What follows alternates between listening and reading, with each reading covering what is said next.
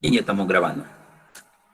Bien, en la clase del día martes hablamos sobre los enfoques que proponen algunos miembros de la escuela realista, enfoques que ellos consideran que pueden servir para la construcción de una preteoría de la política exterior o de teoría de la política exterior, ¿no? Pretendo en esta clase concluir hasta el tema de las preteorías y teorías, pero quiero retomar la clase anterior, que la daré sin hacer preguntas, ¿no? Para que podamos avanzar, eh, agregando el siguiente punto que para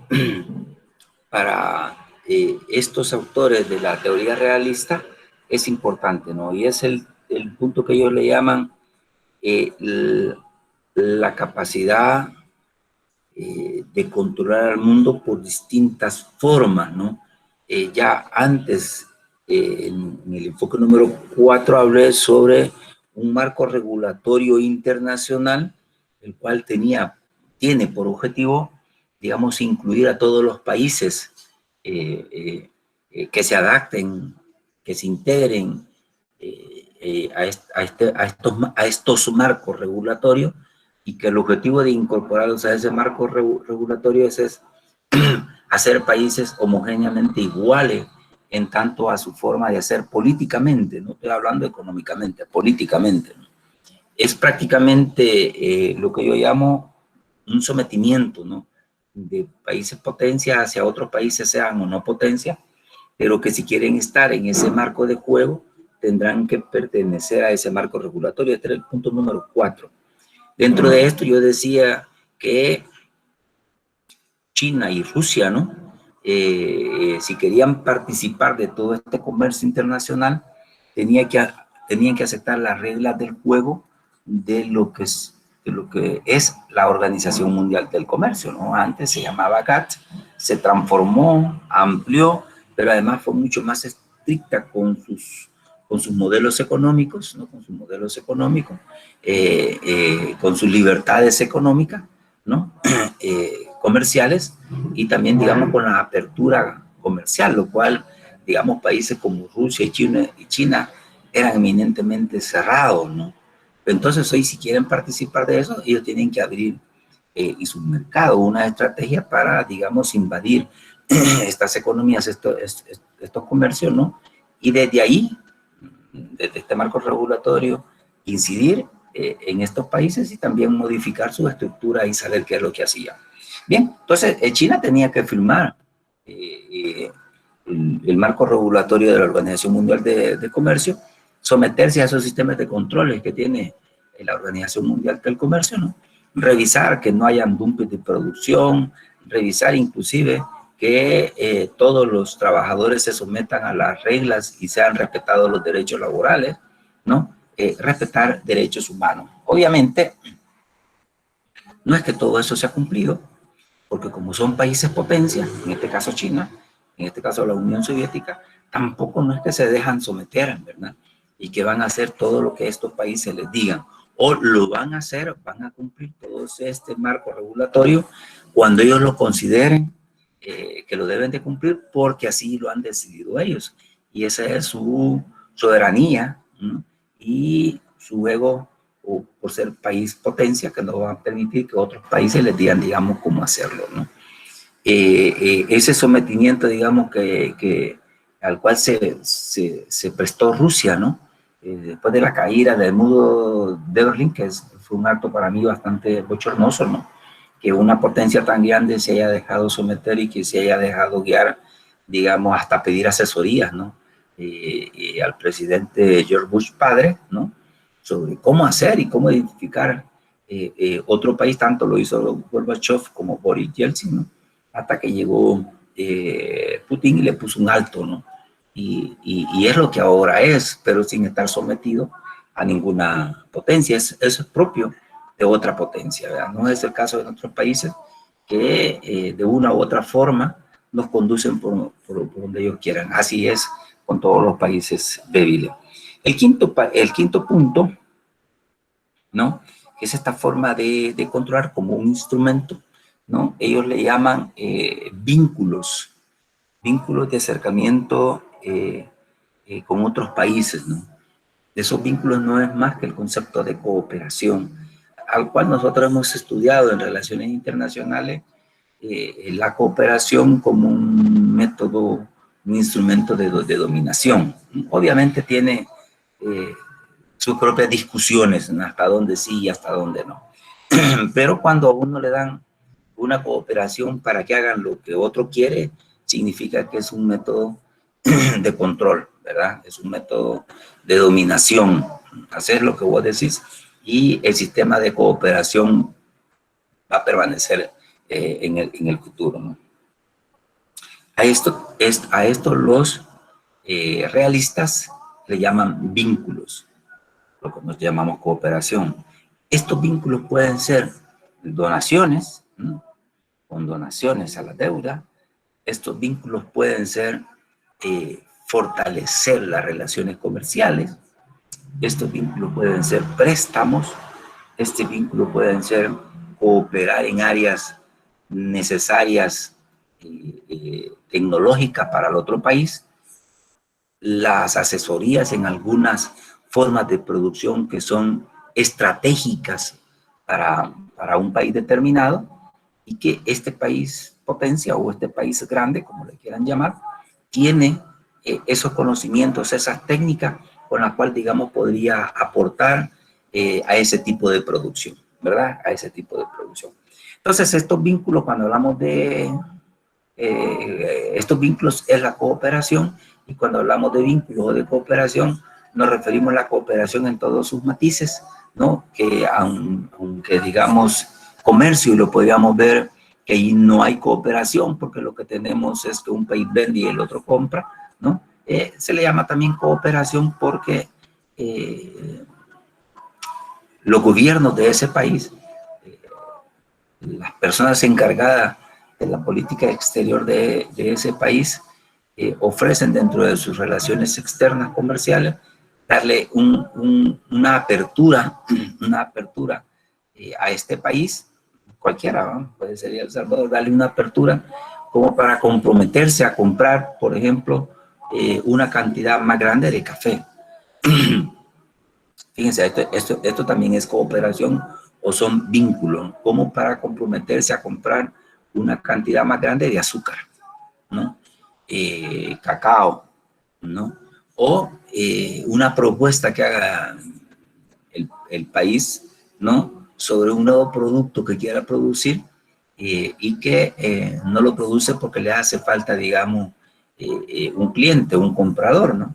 Entonces este país en ese afán de cooperar, le dice, bueno, nosotros si vos producís eso, nosotros estaríamos dispuestos, digamos, a comprar. Si vos producís, por ejemplo, se me está ocurriendo, ¿no?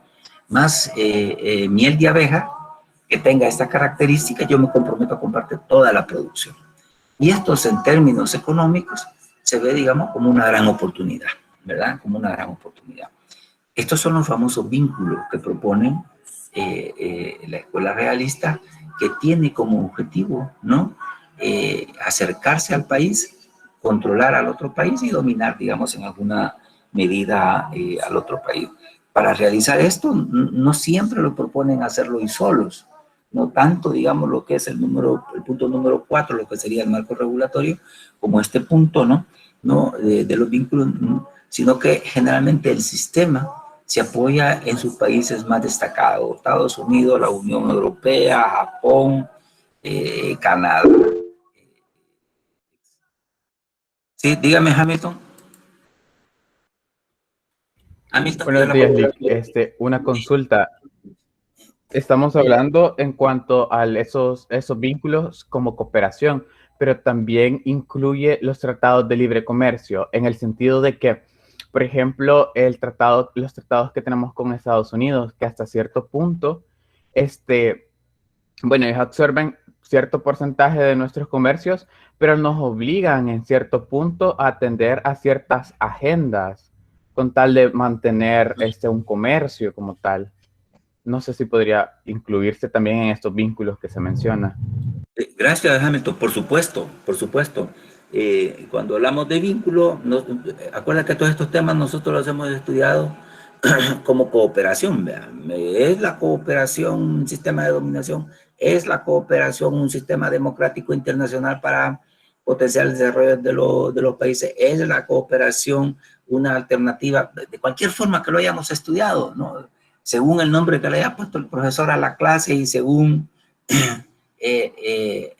la filosofía que quiera manejar el profesor en la clase, a estos vínculos nosotros le hemos llamado cooperación. Dentro de esa cooperación entran toditos aquellos elementos que tenga un país y que el otro país necesite, ¿verdad?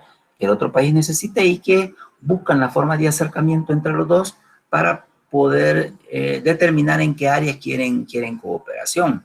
Siempre hay un punto aquí de el diálogo político, que también es parte de la cooperación.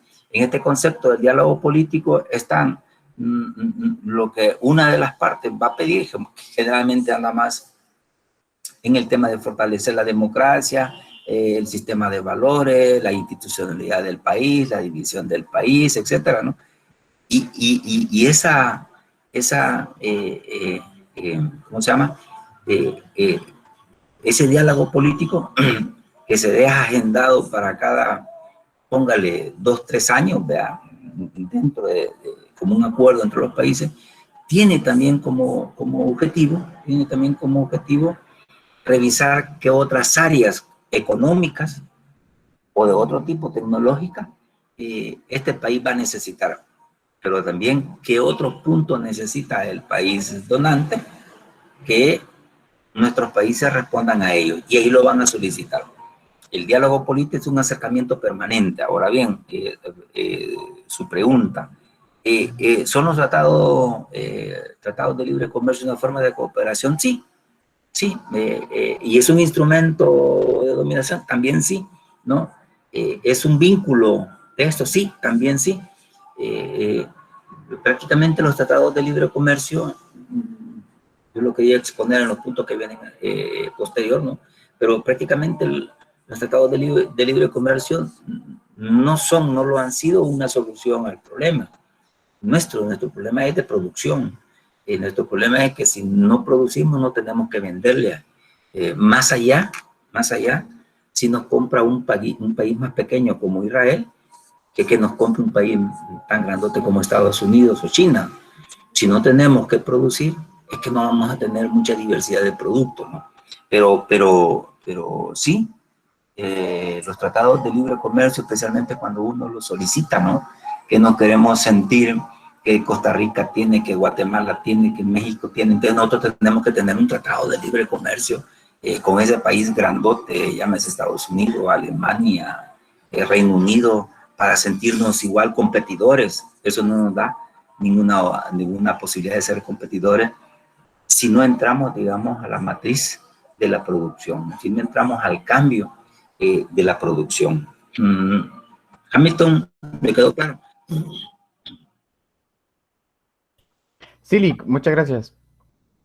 A la orden. Bien, entonces teníamos este concepto de vínculo, que para nosotros es como se llama cooperación, y decíamos que para fortalecer este concepto de vínculo, a veces lo hacían, digamos, los países grandes integrados, ¿no? Estamos, por ejemplo, Estados Unidos y la Unión Europea, Canadá, Inglaterra, ¿no? Que ya no es de la Unión Europea, ¿no? Inglaterra, y que es prácticamente todos ellos con el otro país, digamos, potencia, ya sea China, ya sea, digamos, Rusia. Comúnmente estos son los países enfrentados, ¿no? Enfrentados, China y Rusia, con los países grandes de los países socialistas. Allí, digamos, con los enfoques, ¿no? Pero yo tenía pendiente tres cositas que quería agregar como un aporte de la escuela realista, en el periodo de la Guerra Fría. A ver, yo ya no me dejo llevar si son en realidad en un enfoque que dan los realistas, pero sí algunas conclusiones, algunos elementos que los realistas sí consideren. Los realistas en periodo de la Guerra Fría sí consideraban que debe tener la política exterior. ¿verdad? Uno de esos elementos que daban los realistas es que toda política exterior debe de responder al interés nacional. Toda política exterior debe de responder al interés nacional. Un segundo punto al cual ellos hacen referencia es que la política exterior debe de responder a la seguridad nacional, ¿no?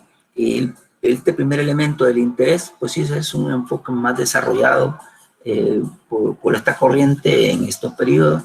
El enfoque de seguridad nacional, nosotros lo encontramos como parte del desarrollo del surgimiento de Estados Unidos, ¿no? en Norteamérica. Y ellos han jugado muy bien con esa doctrina de seguridad nacional, ¿no? Y que se extiende, y por eso es parte de la política exterior, esa doctrina de seguridad nacional, y que se extiende mucho, mucho más allá de sus fronteras, ¿no? Y eso los ha llevado hasta Vietnam, los ha llevado, digamos, a Afganistán, los ha llevado a Irak, los lleva, digamos, a Israel, o sea que a donde ellos interpretan que ahí está su seguridad nacional, ellos llegan hasta ahí, ellos llegan hasta ahí. Y no importa cuántos años les lleva, en Afganistán les llevó 20 años e igual están retrocediendo. En Vietnam, ¿verdad? Que tuvieron otra derrota para mí, pues igual tuvieron que abandonar. Bien, esos dos elementos surgen ahí. Y hay un tercer elemento que es propio del periodo de la Guerra Fría, de ese periodo de tiempo, ¿no? De la Guerra Fría, y ese es, digamos, la lucha enfrentada, la contención y el derribamiento de lo que fue el sistema comunista. Visto al sistema comunista, al sistema socialista, como una amenaza que venía expandiéndose, visto al sistema comunista como una amenaza en el sentido que venía expandiéndose país tras país en esas áreas socialistas, ¿no? Y que también siempre tuvieron miedo de que llegara esa influencia hasta América Latina, que de hecho llegó, ¿verdad? Con Cuba, que de hecho llegó con Nicaragua, que son países que hicieron cambios por la vía revolucionaria, la lucha armada, ¿no? Que de hecho llegó, digamos, en el caso de Chile, hicieron una revolución democrática, ¿no? Llegaron al poder por la vía electoral, pero que de ahí para allá, el resto mucho en América Latina, anduvieron por movimientos revolucionarios que no llegaron a la toma del poder, ¿no? Pero que sí llegaron por la vía electoral en distintos momentos al poder, como son los países, como son los partidos de izquierda que llegaron, digamos, al poder. Y ahí podemos hablar de Venezuela, ahí podemos hablar, digamos, de Argentina, ahí podemos hablar de Ecuador, de Bolivia, que otra vez llegaron al poder, Argentina, que otra vez llegó al poder, en el caso de El Salvador en el periodo anterior, ¿no? De ahí para allá todos los países se han mantenido fuera de haber llegado al poder por esa vía. A eso es lo que la corriente, la escuela realista, le tenía temor y siempre mantuvo dentro de su concepto de seguridad nacional, dentro de su concepto de su interés nacional, siempre mantuvo, digamos, enfrentar al comunismo. Esto fue el periodo de la Guerra Fría, ¿no? Inventando cosas o no justificando cosas que en alguna medida le diera algún aliento, alguna posibilidad de crecer al socialismo y de expandirse, ¿no? Todo eso inclusive llegó hasta Juegos Olímpicos, el fútbol, etcétera, ¿no? Con tal de bloquear este sistema. Bien, estas tres cosas de las que estoy hablando, el interés nacional, la seguridad nacional, el enfrentamiento, digamos, al sistema comunista, también son elementos propios de la corriente realista y que formaron parte de su política exterior. En la actualidad, el enfrentamiento para derribar el sistema socialista prácticamente no existe. Uno, porque yo creo que quien ganó en esta parte fue el sistema capitalista por los Estados Unidos, ¿no? Pero no solo fue Estados Unidos, sino que fue todo el sistema. Inglaterra, con Margaret Thatcher, en Alemania, todos los países, digamos, que enfrentaban, digamos, ese sistema, pero encabezado, sí, en aquel entonces, sí, por Ronald Reagan, que continuó después la familia Bush, porque continuaron en el poder. Digamos que esta siempre fue una constante, y digamos que si bien no existe ese enemigo comunista que existía ahora, todavía, digamos, quedan los vestigios, queda la sombra, queda el espíritu, ¿verdad?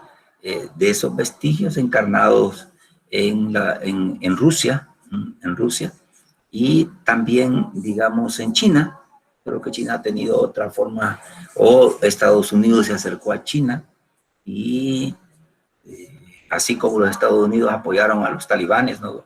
Y que después fueron sus adversarios, sus enemigos, en realidad Al Qaeda también lo potenció, pero también los talibanes, ¿no? Así como lo hicieron en Afganistán, así lo hicieron, digamos, con China, que se acercaron a China, le dieron toda la posibilidad a China para que China pudiese en algún momento poderse enfrentar a Rusia, porque tenían diferencias grandes, ¿no? Entre Rusia y China, y Estados Unidos consideraba que era oportuno acercarse a China para que China fuera su aliado y pudiera contener en alguna medida a Rusia. Eso funcionó y se dio así. El problema es que en relaciones internacionales y en política exterior todo es cambiante, ¿verdad? Y cuando China encontró su posibilidad, porque China se alimentó de la tecnología rusa militar, ¿no? Cuando Rusia, la Unión Soviética apoyó y se acercó a Corea del Norte, pues tenían que pasar por sus territorios, ¿no? Armamentos, y ahí copiaba, tenía, ¿no? Como para alimentar, pero también copió y se alimentó de la producción comercial americana y de otros países, ¿no? Que tenían que alimentar a China para que China también alimentara y que China se sintiera cercano a Estados Unidos y que Estados Unidos se sintiera que estaba controlando, digamos, a China y que iba a ser su aliado para enfrentar a Rusia. Funcionó hasta un tiempo. ¿Hasta dónde? Hasta cuando China dijo, bueno, ya es el momento que yo crezca, yo ya crecí y ahora yo no tengo por qué estar recibiendo orientaciones, órdenes de aquel país, ¿verdad? Sino que yo como potencia, que siempre lo fue, ¿verdad? Siempre lo fue, desde hace 3.000 años, ¿no? Ha sido una potencia, ¿no? Y estaba dormida, ¿no? Pero ahora yo ya tengo mi propia visión de qué es lo que quiero, ¿verdad? De qué es lo que quiero. Bien, lo quería dejar hasta ahí con el concepto de los enfoques, agregando estos últimos 3 elementos que espero hayan tomado debida nota, ¿no? Y que lo tengan en sus cuadernos. Bien, pasaríamos a otro tema, y el tema sería el concepto de preteorías de la política exterior. Preteoría de la política exterior. Aquí uno de los principales autores, o a quien se le atribuye esta preteoría, es el autor James Rosenau, James o James Rosenau, como ustedes le quieran pronunciar, ¿verdad? Jim hace una propuesta de preteoría, concibiendo que cualquier teoría que se pueda escribir sobre política exterior, según él, deberán contener las siguientes variables que él da. Y por eso le llama preteoría. O sea, el hombre no pretendía que esa fuera una teoría de política exterior, pero sí pretendía que formaran parte de esa teoría que se pudiera formar, digamos, en el futuro, ¿no? Entonces, algunos le llaman variables y hay otros autores, él le llama variables, perdón, James le llama variables, pero hay otros autores que le denominan dimensiones. Entonces ustedes, si lo encuentran como dimensiones, perfecto; si lo encuentran como variables, perfecto; y si lo encuentran como elementos, porque también así a veces lo mencionamos, como elementos de las preteorías, en este caso de Jim Rosenau, pues también así tómenlo. O sea que el nombre en este caso no va a ser el problema, sino para mí los contenidos. Una de las primeras variables o dimensiones, como le querramos llamar, ¿verdad? Es lo mismo, es lo mismo. Una de las primeras variables o dimensiones es el conjunto de idiosincrasia, ¿no?, al cual él se refiere. También debo de decir que los autores, los distintos críticos de las relaciones internacionales, consideran que Chimps no ha descubierto nada nuevo en relaciones internacionales. O sea, que no está aportando nada nuevo, pero sí reconoce, ¿no? Y aquí es importante que cuando los teóricos coinciden en algo, ya es parte del elemento o científico, o ya es parte del elemento de una disciplina, ¿verdad? O ya es parte de un elemento nuevo que ellos le reconocen a otro autor. O sea, que alguien no puede hacer un aporte por lo que yo hice o lo que usted hizo, ¿no? Si este aporte no se lo reconocen otros. ¿Otros qué? Otros científicos en esa área especializada. Y eso es lo que le da la connotación de aporte o descubrimiento, digamos, de los diferentes teóricos. En este caso estamos con los aportes en las preteorías. Bien, el primer conjunto hablamos del concepto de idiosincrasia, ¿no?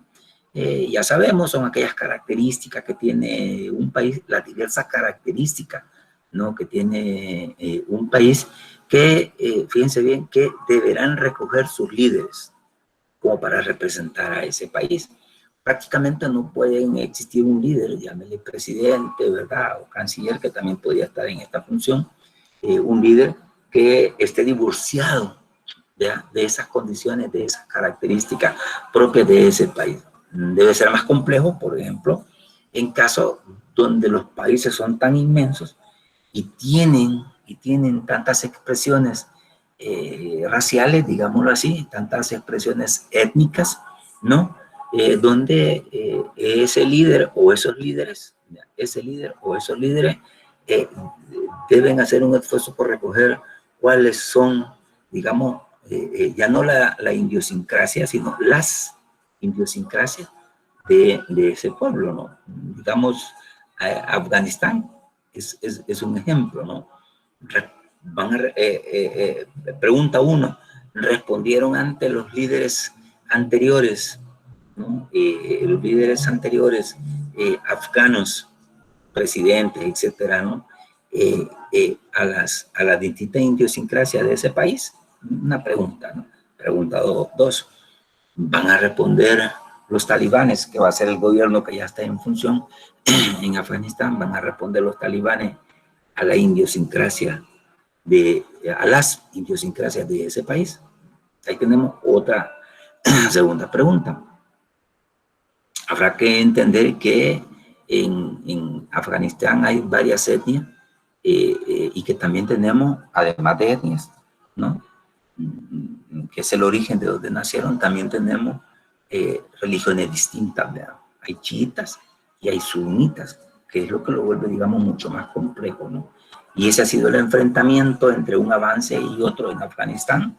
Y ahora yo no sé si ese país va a retroceder o avanzar, porque no se sabe si los talibanes van a llegar con nuevas propuestas de desarrollo para ese país, o van a llegar, como lo hicieron hace 20 años, sometiendo, digamos, a ese país a la visión que ellos tienen, que son bien fundamentalistas. Tenemos en cuenta en este primer grupo, entonces, de variables o dimensiones, ¿no?, los rasgos de idiosincrasias que tienen los países. Claro, El Salvador es un país pequeño y aún así nos diferenciamos entre aquel que nació en Santana con aquel que nació en Usulután. Yo soy de Usulután, ¿no?, y aquel que nació, digamos, en la Unión, un país pequeño, ¿no?, donde consideramos o nos consideramos de una misma etnia, ¿verdad?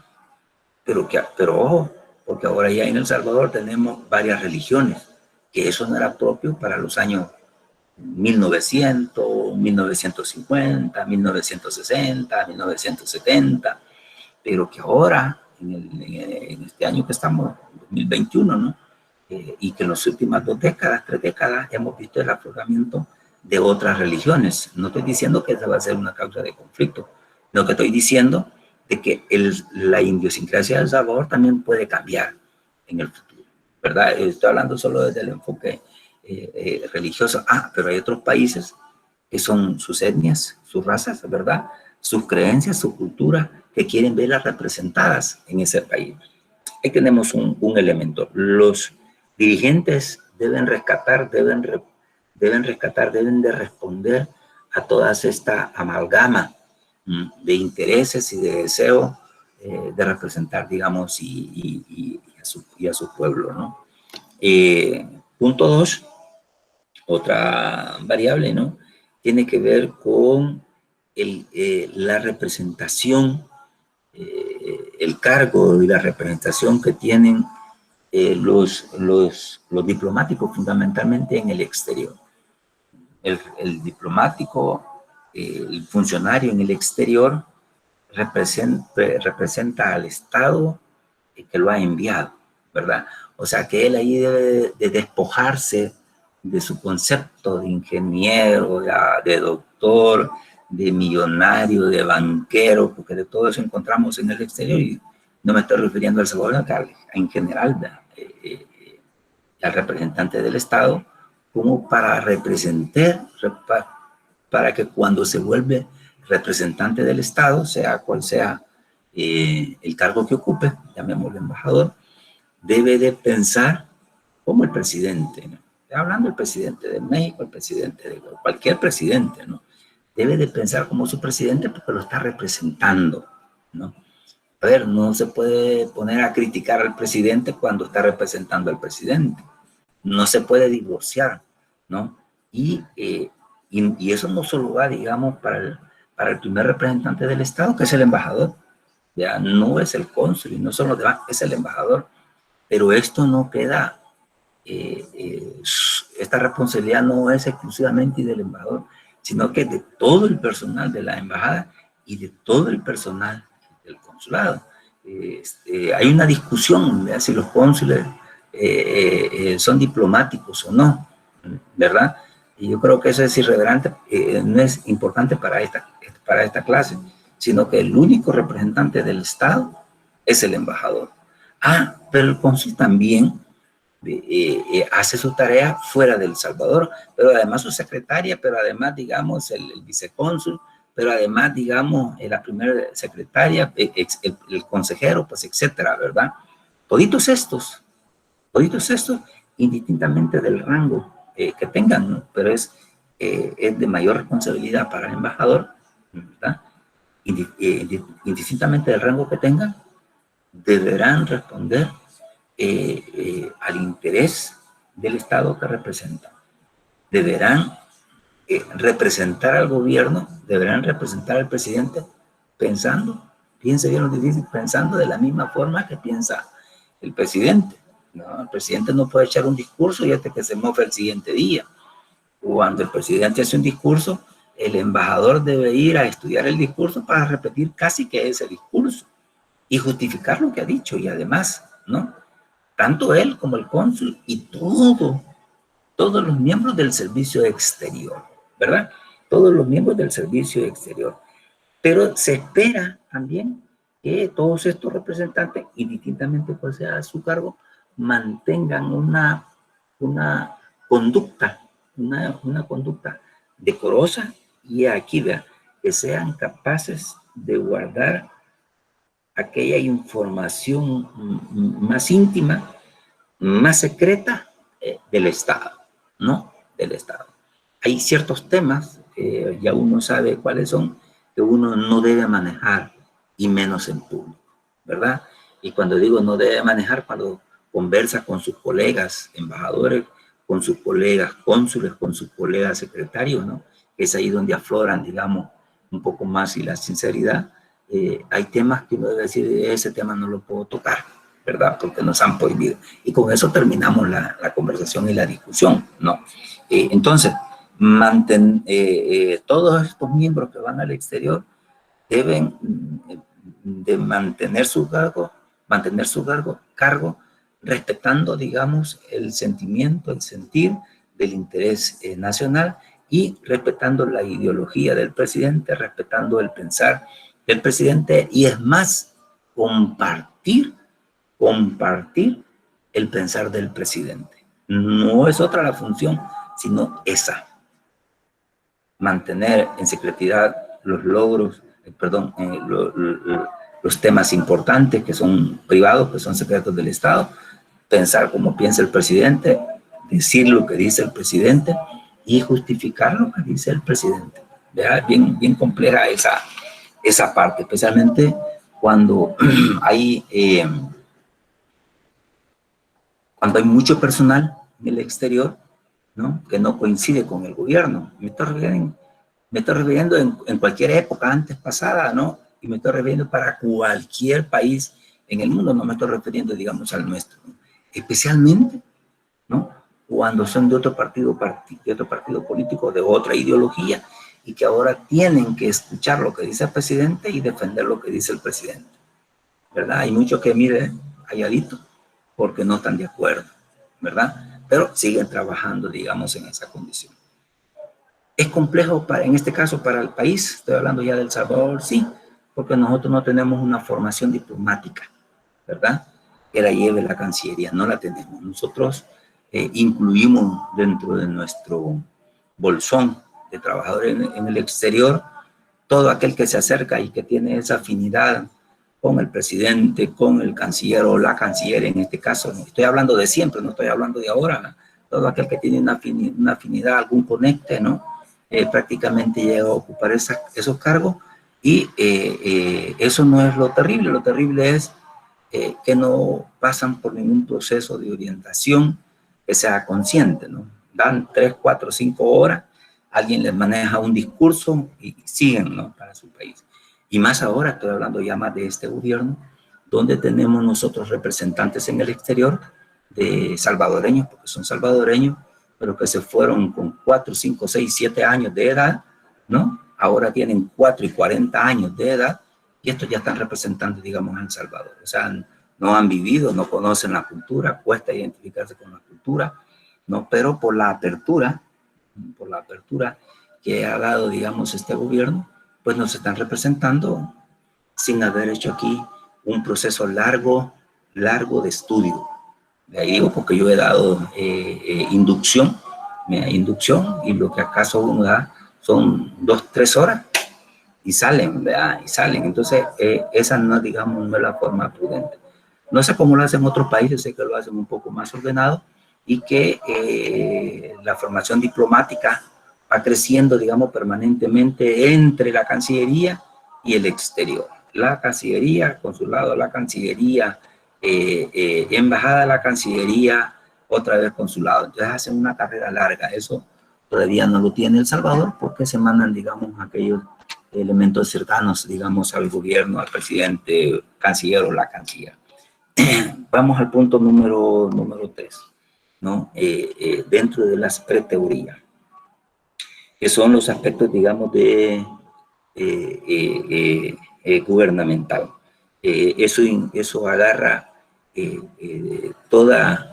todo el abanico institucional del Estado,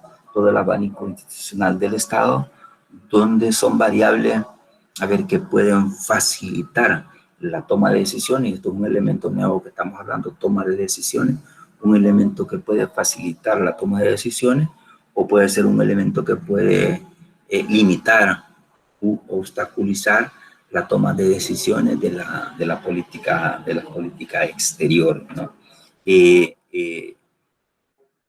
Aquí vamos a ver, digamos, qué tipo de Estado se tiene, qué tipo de gobierno se tiene, y tenemos las distintas diferencias, ¿no?, que podemos tener. Por ejemplo, el Reino Unido tiene características específicas, Estados Unidos tiene características específicas, El Salvador tiene características específicas. Cuando las tomas de decisiones son más compartidas con otras instituciones del Estado, a veces es mucho más complejo tomar las decisiones. Cuando las decisiones de política exterior responden más al interés del presidente, a la visión que tenga el presidente, entonces será, digamos, mucho más fácil tomar decisiones, pero también será de mayor riesgo. No es lo mismo que lo puedan estudiar 2, 3 instituciones cuando así está está organizado, está establecido, ¿no? Que directamente tome decisiones el presidente y que tome decisiones sin un buen estudio, sin un buen nivel de discusión, sino que solo lancen la decisión porque le encontró interesante o porque quiere ser solidario con otro presidente que se vieron en otra reunión o que quiere sentirse, digamos, novedoso con esa decisión, ¿verdad? Entonces es más fácil tomar decisiones, pero también hay mucho más riesgo, ¿no? Cuando las decisiones y la elaboración de la política exterior es elaborada con la participación de otras instituciones en ese país, digamos que tenemos una producción primero de largo plazo más amplia con una estrategia más diseñada, ¿no? Y no obedece al vaivén de la mente, digamos, del presidente. Ese es otro de los grupos ¿cómo se llama? De variables o dimensiones que nos hablan en este grupo de preteoría. El otro elemento dentro de estas preteorías son los factores que no dependen de la sociedad salvadoreña, que no dependen de la sociedad nacional, ¿verdad? De la sociedad nacional, en este caso pues salvadoreña, que no dependen de la institucionalidad del país, ¿no? Del país, sino que son factores externos, uno por la institucionalidad funcional de las relaciones internacionales y otro por la permeabilidad que tienen ya nuestros países, ¿no? Ya no tenemos países cerrados como fueron a principios de 1900, 1950, 1960, sino que cada vez somos más contemporáneos, cada vez estamos más actualizados, más que modernizados, actualizados, y cada vez tenemos más incidencia del exterior en cuanto a culturas, en cuanto a aspectos técnicos, en cuanto a aspectos de movimiento de capital. Todos esos elementos que son propios del mundo internacional los vemos reflejados en nuestros países. Algunos países lo tienen mucho más clara, esa dimensión de apertura y ese cambio mental en la sociedad. Hay otros países que lo tienen más, con más complejidades, ¿no? Que la tenemos nosotros, porque son más cerrados y tal vez ya no se abran, ¿verdad? No lo sabemos, como el caso de los talibanes, si van a regresar al pasado o van a hacer más apertura. Pero en todo caso, nosotros tenemos incidencia de todo tipo, aunque no estamos excelentes en ninguna de esas áreas, ¿verdad? Conocemos teóricamente, pero no tenemos un desarrollo técnico y peor científico en ninguna de las áreas, como tampoco, digamos, somos una economía fuerte, un capital fuerte, con electrónica fuerte, con sistema industrial fuerte, nada. Pero sí, todos estos elementos nos están permeando, ¿no? Y son factores externos que en alguna medida pueden modificar la forma de pensar de nuestros dirigentes en política exterior. Y hay un quinto elemento, que quiero, digamos, compartir con ustedes, ¿no? Y es el hecho de aquellas variables que son propias de un país, que tienen que ver con las aspiraciones, con el deseo de un país, pero que también tienen que ver con sus limitaciones, ¿no? Por ejemplo, hay países que tienen vocación agrícola, pero que están convencidos que esa vocación agrícola tiene límites. México tiene vocación agrícola, ¿no? Y además competitivo, ¿verdad? Vocación agrícola y además competitivo. Nosotros tenemos vocación agrícola, pero no somos competitivos, somos un país pequeño. Tenemos un buen café, pero no es competitivo porque Colombia produce tanto café que puede desbordar cualquier poca producción que tengamos de café. Brasil, ahí mismo Honduras, ahí mismo Guatemala, Costa Rica, Panamá, ¿verdad? Tenemos vocación agrícola, pero nos cuesta ser competitivos en el exterior. Tenemos deseo de desarrollar la electrónica, pero tenemos serias limitantes, ¿no?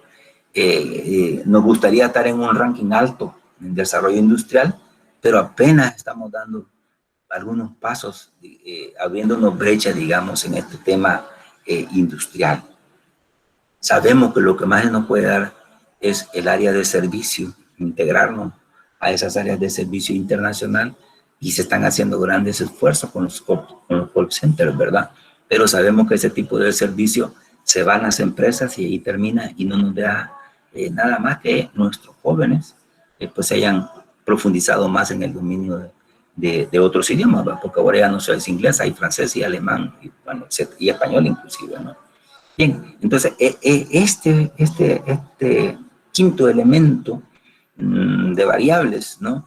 Que tiene que ver con la formación de la sociedad, con los elementos propios que tiene la sociedad, con esas áreas fuertes que debe tener una sociedad, también van a ser un impedimento para tener una política exterior, eso, más dinámica, más activa, ¿verdad? Para estar ahí en las novedades de este cambio de la política exterior.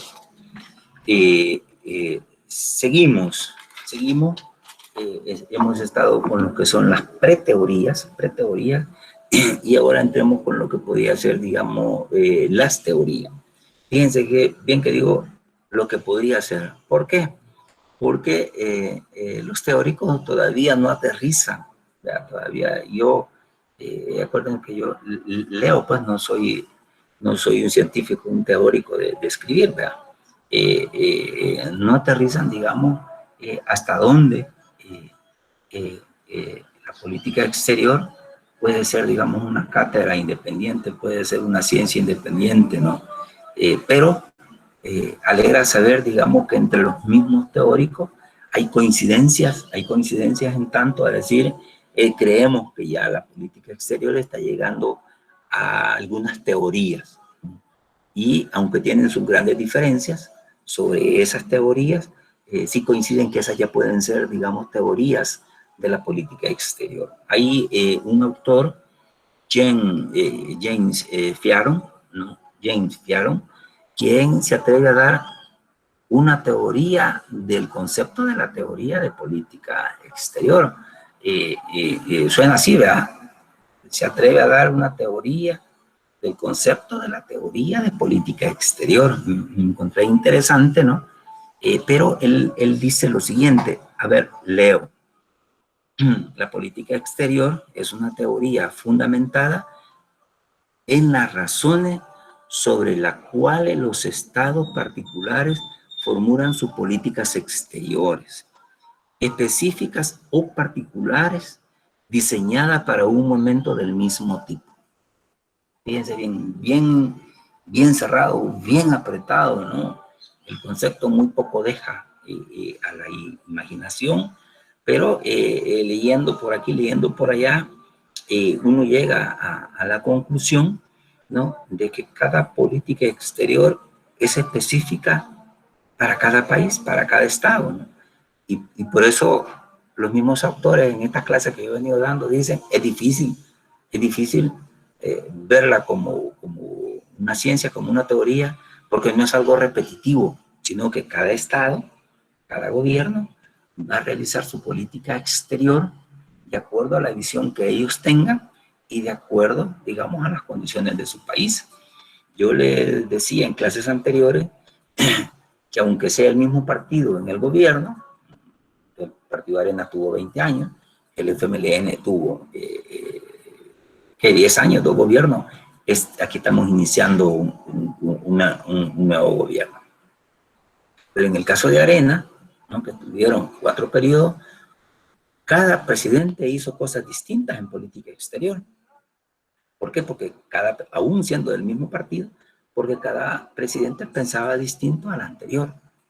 Y siendo del mismo partido y siendo del partido de derecha, cada política exterior tenía rasgos distintos, elementos distintos, visiones distintas, hasta doctrinas distintas, diría yo, ¿no?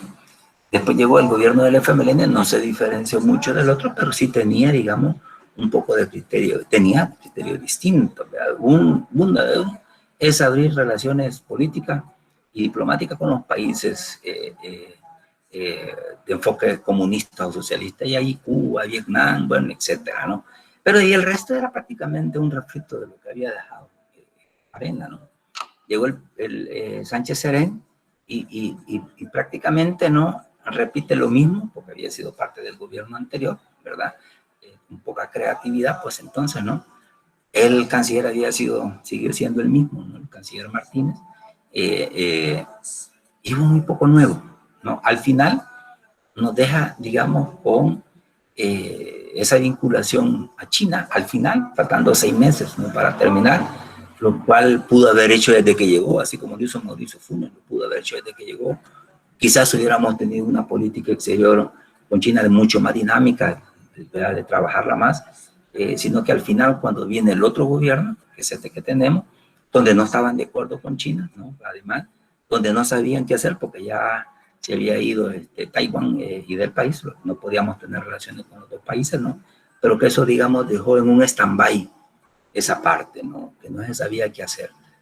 Hasta que en los últimos, especialmente en la pandemia, se caminó, digamos, hacia donde se tenía que caminar, que son de acercarnos más a China, penetrarnos más con China, ¿no? Y China también hizo lo suyo. Bien, cada gobierno, aunque sea el mismo país, cada gobierno hace cosas distintas. Cada gobierno, aunque sea del mismo partido, difícilmente va a hacer las mismas cosas, ¿no? Y eso es algo, digamos, donde nos dice aquí este concepto, ¿verdad? Esto es algo que cada estado va a tener su política exterior y es específica para cada acción que va a tomar, digamos, el gobierno. Y entonces ahí vamos, ¿no? Tenemos una política exterior que va a ser diseñada, elaborada, si es que se ha hecho diseño, y si es que tenemos planificación de la política exterior, porque a veces no la tenemos, ¿no? Pero para participar en la ONU. Va a ser elaborada, y si no tenemos, vamos a utilizar la que se ha venido utilizando desde hace 20, 40, 50 años. No es que como no tenemos diseño no vamos a hacer nada, no vamos a hacer aquello que venían haciendo los demás antes, ¿no? ¿Por qué? Porque no tenemos un diseño, no tenemos una planificación, y aunque se menciona algo por aquí y por allá, no se ha trabajado nada en la Cancillería que nos diga que eso tiene que ser así. Entonces seguimos trabajando con aquel referente que dejó Arena, con aquel referente que dejó, ¿cómo se llama? El gobierno de Mauricio Funes, el gobierno de Sánchez Serén, y que como no tenemos nada, pues vamos a tener que seguir utilizando eso, porque el funcionario no se puede inventar las cosas, ¿no? Tiene que tener una línea de acción que venga de El Salvador, y eso es como lo más reciente que tenemos, ¿no? Y ahí tenemos, la política exterior es elaborada por el Estado para cada situación que va a vivir el Estado. No hay elementos como repetitivos, ¿no? Así como lo hizo fulano, así como lo hizo el otro país, etc. Eso está, digamos, en relación, digamos, al concepto de la teoría, de lo que puede ser la teoría de la política exterior. Así de complejo, ¿no? Pero también tenemos otros autores que se atreven a dar una teoría, inclusive y con nombre, ¿verdad? Y con nombre de la política exterior. Y son conocidos así como Palmer y Morgan, a lo cual también se suma James Fierro, ¿verdad? en esta teoría, y se hace como una trilogía, ¿no? Entre Fierro, Palmer y Morgan, ¿no? Estos hablan de dos elementos fundamentales, especialmente Palmer y Morgan, ¿no? De el cambio en política exterior, y el sostenimiento en política exterior. Fíjense bien, el cambio en política exterior y el sostenimiento en política exterior. Estos dos elementos va a ser la motivación para ponerle nombre a la teoría de Palmer y Morgan, ¿no? Y el nombre que le adjudican, ¿no?, a esta teoría es la teoría de los dos bienes. ¿Cuáles son los dos bienes? El cambio y el sostenimiento. Por supuesto, a los estudiosos de las relaciones internacionales, ustedes y este servidor, pues no nos dice como algo nuevo, ¿no? Porque es lo que venimos estudiando en el tema de relaciones internacionales, ¿no? Ahora yo quiero hacer como un ejercicio, a ver si funciona, para que ustedes busquen dentro de sus apuntes del tema que manejamos como enfoque de los realistas en política exterior, y que busquen cuál de esos enfoques, 5 o 7 enfoques, 5 enfoques, ¿no? Incluyendo el que de ahora, cuál de esos enfoques se relaciona con esta teoría. Por favor, 3 minutitos para que puedan buscar en su cuaderno, y yo me voy a tomar un poquito de agua, ¿verdad? Busquen, por favor.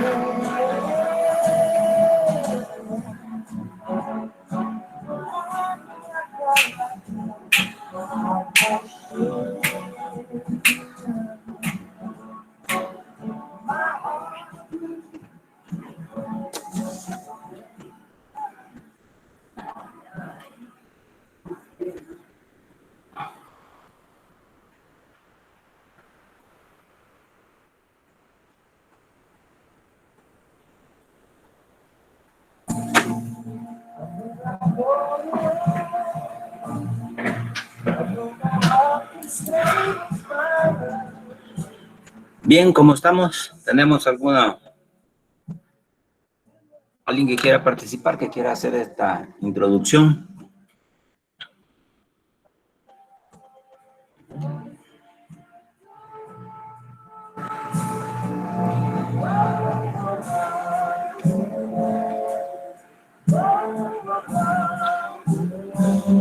Buenas.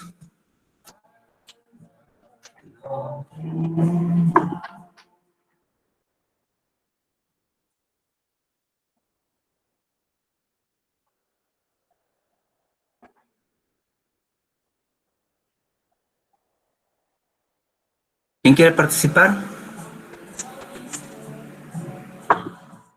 Por favor, Hamilton. Gracias y buenos días a todos. Con el punto 4, en cuanto a construir un marco regulatorio internacional para incluir y que los países funcionen dentro del sistema capitalista. Ajá. Bueno, solo una consulta. El punto debe referirse a El Salvador directamente. No. Acuérdense que aquí es política exterior, ¿no? Yo en algunos ejemplos hablo de El Salvador porque se me sale, ¿verdad? Pero ahí la política exterior es México, Afganistán. ¿O De qué acuerdo. vamos a hacer con Afganistán, verdad? Aunque no tenemos relaciones diplomáticas, pero hemos sido hemos intervenido en ese país militarmente, porque hemos mandado fuerzas, ¿verdad? Especialmente a Irak, a hacer experiencias, ¿verdad? Algunos elementos pequeños, pero se han hecho. Hamilton, le escucho. De acuerdo. Quizá en el contexto histórico en cuanto al consenso de Washington y como si bien es cierto, va enfocado a políticas económicas, ¿no? Pero como va a sentar las bases también para una política exterior de los países latinoamericanos, en el sentido de que se habla de modificar estas estructuras y alinear las estructuras económicas de América Latina en un proceso de nuevo capitalismo. Entonces, se crea ese marco regulatorio que, si bien es cierto, no estaban como las normas escritas, digamos, pero sí hay una influencia y sí se puede notar una clara directriz a que los propios estados regulen sus economías, obviamente a través de leyes, regulen sus políticas exteriores, en el marco de este capitalismo que venía a sentarse en América Latina.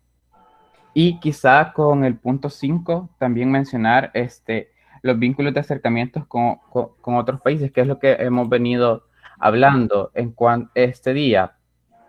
Y aquí sí me gustaría puntualizar el caso de El Salvador, por ejemplo, ya que somos un país que recibe cooperación de muchos organismos internacionales. Entonces, ver cómo al final nuestra política exterior se va a configurar debido a los intereses, hasta cierta forma particular, de nuestros cooperantes. Es decir, por ejemplo, el tema de cuando se toma la nueva Asamblea Legislativa y esta realiza la destitución de algunos magistrados, ver cómo ciertos organismos internacionales se pronuncian e inclusive llegan a existir una reunión con el presidente y ver cómo ellos, de cierta forma, a pesar de que no pueden influir dentro de nuestra política, se pronuncian y crean posturas en cuanto a ello. Sí, no me gustaría adentrarme en que si está bien o si está mal, pero sí mencionar el tema de cómo siempre se ha manejado a través de estas relaciones de cooperación, es ese tema de ver de qué forma se puede mover la política de nuestros países a través de intercambios comerciales, a través de asegurar nuestra entrada a ciertos mercados, a través de ver cuántos proyectos se pueden alcanzar. Entonces, bajo esa lógica, nada más. Gracias, Hamilton. ¿Alguien más? Andrea Yamilet.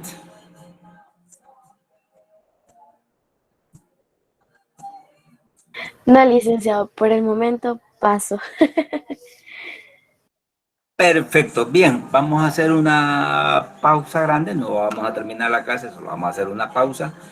Les pido para la próxima clase que lean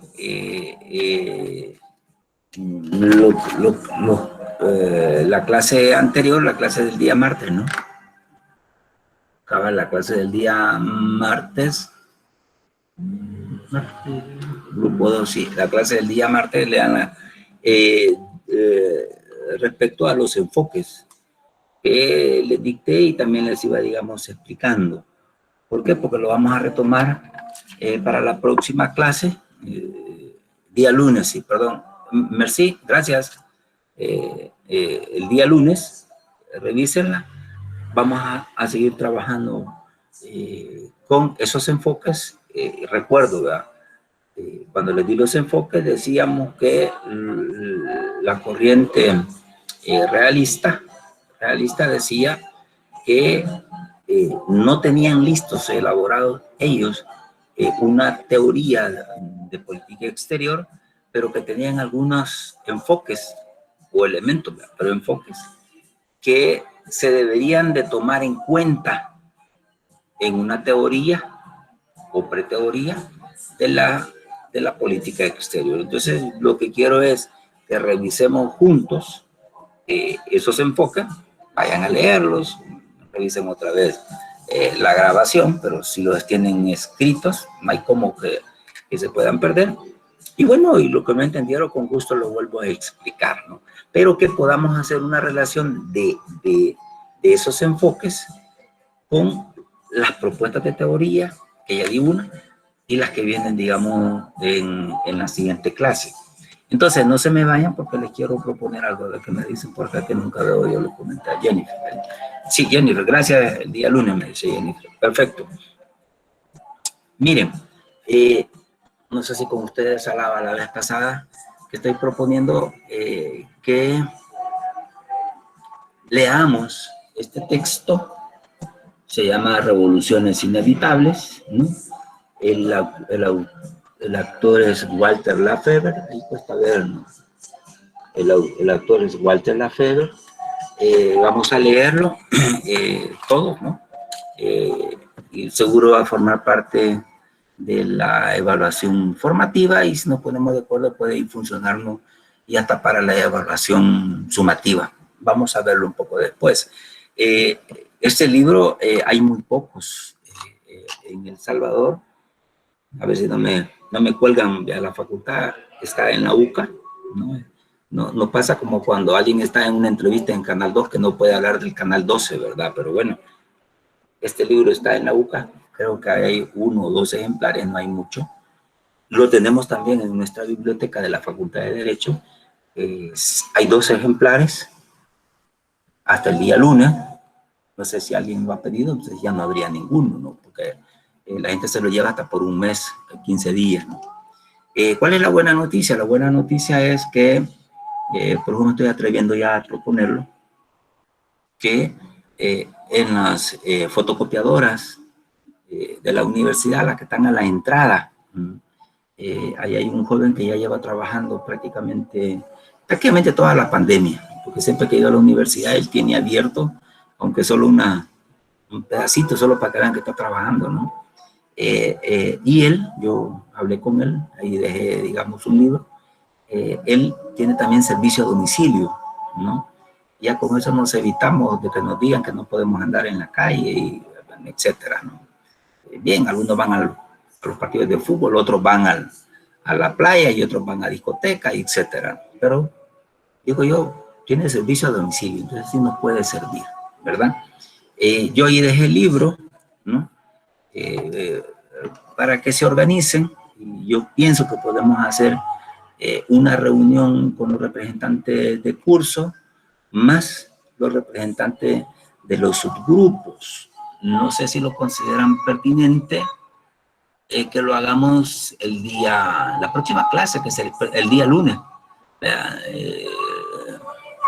No sé si me aceptan que hagamos el día lunes y lo podemos hacer a media clase. Ya lo podemos hacer a media clase para no interrumpir la primera parte de la clase, y que en esa media hora de clase nos quedemos conversando con los representantes de cada uno de los subgrupos, que pueden estar todos, ¿verdad? Pero es más difícil conversar, más los representantes de curso, y que ya ahí nos podamos poner de acuerdo sobre cómo vamos a utilizar la lectura. Si me dicen que es muy temprano el día lunes, y si lo acepto que puede ser muy temprano, pues entonces quedaría para el día jueves, solo que nos va comiendo el tiempo como para poderlo utilizar para la evaluación formativa, y si ustedes quieren también, y la sumativa, ver yo cómo le hacemos para poderlo hacer. También, como no estoy comprometido que tenemos que hacer la fotocopia ahí con Marvin, ya no estoy comprometido que tiene que ser exclusivamente con él. Si hay alguno de ustedes como estudiante, ¿no? Que tenga este servicio de fotocopiadora, pues también lo podemos hacer con alguien de ustedes, ¿no? Y son 4 grupos además, ¿verdad? ¿Cómo se las van a ingeniar para el cobre y todo eso? Y eso es un problema que cada uno lo ve, ¿verdad? A mí lo que me gusta de Marvin es que me dijo, de hecho, él me va a mandar una copia del libro porque se me lo han prestado y tengo que devolverlo, ¿no? Y yo con gusto les presto a alguien una copia para, si acaso se quiere encargar de esto, ¿no? Para sacar para el grupo, con gusto le presto una copia para que me lo traiga también, vea, a la brevedad, 1 o 2 días, y poder trabajar si es que alguien tiene, digamos, algún una fotocopiadora y considere, digamos, que es conveniente. Creo que se llama Ecocopia, creo que se llama la de Marvin. Copias y el cel es, se los doy, 72, 94 y aquí voy despacito. 36 y él se llama Marvin Burgos, creo. Bien, allí tienen, digamos, el celular 72 94 89 36, me equivoqué. 72 94 89 36. Yo tienen corregido el número, ¿verdad? Soy sincero, no vamos a estudiar todo el libro, por lo que no les pido que saquen todo el libro, sería pero sería conveniente tenerlo. Es un libro que se lee en 2-3 horas, porque es grato leerlo, es fácil. Es una narración, más que un análisis, es una narración, pero da mucha teoría, da mucha doctrina sobre cómo Estados Unidos hizo política exterior en Centroamérica. Aquí no hablamos de Alemania, Suiza, nada, es Estados Unidos y Centroamérica, teniendo en Centroamérica solo 5 países, ¿verdad? No como ahora que lo estudiamos positivamente, no como ahora y alegremente, pero estudiando Panamá, estudiamos República Dominicana y Belice. O sea, sí me alegra, pero en este caso el enfoque del autor era 5 países y se viene prácticamente desde la Constitución de Estados Unidos, la Constitución de Centroamérica, ¿no? Y ese vaivén de relaciones entre unos países de Centroamérica. Si quieren hacer una donación también, ya nos ponemos de acuerdo, yo doy una parte y mandamos un libro, ¿no? Con el nombre del curso Política Exterior, etc. Vamos a estudiar 4 capítulos, son los que yo considero más pertinentes, ¿verdad? Son 6 capítulos más el prólogo, son alrededor de 500 páginas, ¿no? Todo el libro ahí me costó empastado y todo $10, ¿verdad? $10. Pero vamos a leer los 5 capítulos, o sea que van a andar por los $3, porque tampoco se los van a empastar, ¿verdad? Como lo empastaron a mí. Y eso sería, digamos, lo que debemos estudiar para la formativa. Ya pensaríamos también si lo hacemos para la sumativa. Entonces, les propongo equipo, en este caso Andrea y Miriam, ¿no? Les propongo que coordinen con los subgrupos para fijar una reunión que hablaríamos solo cómo harían para fotocopiar el libro, para tener la copia del libro, ¿no? Si alguien tiene condiciones para hacerlo, o si coordinan también con Marvin, ahí les mandé el número, el primero está equivocado, el segundo es el correcto.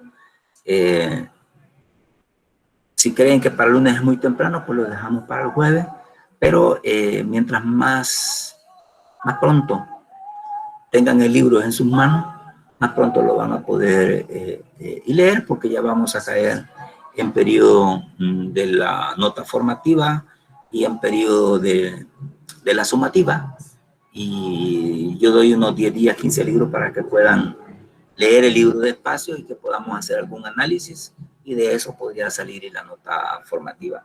Esa es la propuesta que tenía para ahora, ¿no? Quería ya dejar introducido que vamos a leer este libro, ¿no? Este libro, que no es un libro caro y además, ¿no? Y que podemos sacar solo la reproducción de las copias que necesitemos. Y si ustedes tienen otro mecanismo, además de poder reproducir el libro, yo me sumo a ese mecanismo, no tengo compromisos con Marvin. A mí me funcionó porque me lo mandó a dejar, etcétera, ¿no? Ya me sentí alegre porque ya no tuve que regresar otra vez. pero que ahí permanece el abierto.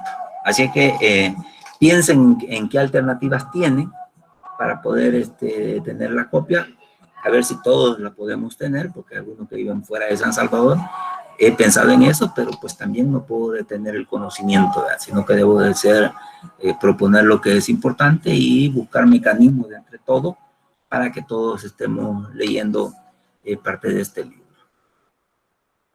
¿Cómo se llama el libro? Dice Jennifer. Se llama Revoluciones Inevitables. Lo va a encontrar en internet, pero no aparece digitalmente, solo el título, ¿no?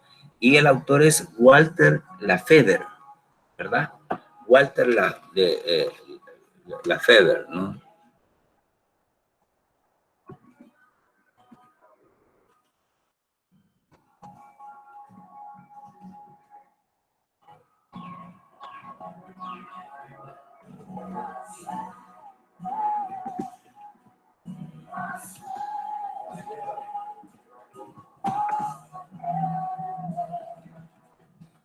Ahí lo tiene.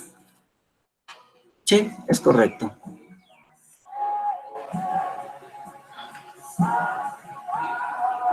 Perdón, María dice, ¿qué copiadora? Se llama, permítame. Solo está trabajando una, la entrada de la facultad, el portón lo abren, el portón de la universidad lo abren, sí es correcto, ese es, ¿verdad? El portón de Ecocopias, correcto. Ahí Kevin está en la jugada, ¿no? Y el portón de la universidad lo abren a ciertas horas por la entrada de la gasolinera, que ya no hay gasolinera, déjenme decirle, ¿no? Ya quitaron eso, ¿no? Y Marvin pues tiene servicio a domicilio, pero ustedes entiéndanse entre ustedes cómo hacer para reproducir el libro. Vamos a leer hasta el capítulo 4, creo que les dije, ¿verdad? Pero el que lo quiera sacar todo, lo que les quede bonito, pues lo saca todo. Y si lo quiere donar a nuestra facultad, pues perfecto, ¿no? Si le quiere donar a otra librería, pues también perfecto. Siempre es importante saber que está en otros lugares, ¿no? Bien, eso sería todo. ¿Tienen otras preguntas? ¿Qué les parece si hacemos una primera reunión? Si creen que el lunes es muy temprano, pues con gusto lo hacemos el día jueves. Damos la clase y a media clase cortamos para quedarnos coordinando cómo hacemos la evaluación, la copia del libro, la evaluación, primera formativa, segunda, primera y segunda formativa. Por ahí podríamos hacer los temas, digamos, que revisemos. Y todo el grupo que está escuchando, pues le pueden dar opiniones desde ya a su responsable de cada subgrupo, ¿no? Los subgrupos ya se pueden ir reuniendo, ¿no? ¿Tienen preguntas? No, licenciado, solo decirle que el día lunes está bien para que no se pierda más tiempo, ¿verdad? Y así pues queda el día martes, miércoles, hasta el jueves para poder conseguir, o desde ya, el libro que se nos está diciendo. Solo serían los primeros 4 capítulos, ¿verdad? Sí, solo serían ya le digo yo, como eso lo quería ver con ustedes, ¿no? Pero los primeros 4 capítulos para mí es como lo que me interesa que esté, digamos, en la jugada, ¿verdad? Pues sí, licenciado, el día lunes está bien. No hay Día problema. lunes hacemos un corte a la mitad de la clase para quedarnos, esperaría que haya participación de todos como los representantes de cada uno de los subgrupos para que entre todos decidamos qué es lo que vamos a hacer, ¿verdad? Y ya ustedes también desde ya pueden ir dándole algunas ideas a sus responsables. ¿Les parece? Ok, licenciado, muchas gracias. Gracias, entonces voy cerrando esto, lo tenemos grabado ahí y me voy despidiendo de ustedes, que tengan un bonito fin de semana, aunque todavía le queda de trabajar este jueves y este viernes. No tengo duda que nos está esperando el sábado para pasarla bien. Saludos, que estén bien. Gracias, Adriana, Jennifer, Ariel, Mónica, un gusto. Gracias, Carlita. Vemos, Claudia. Claudia, Daniela, saludos.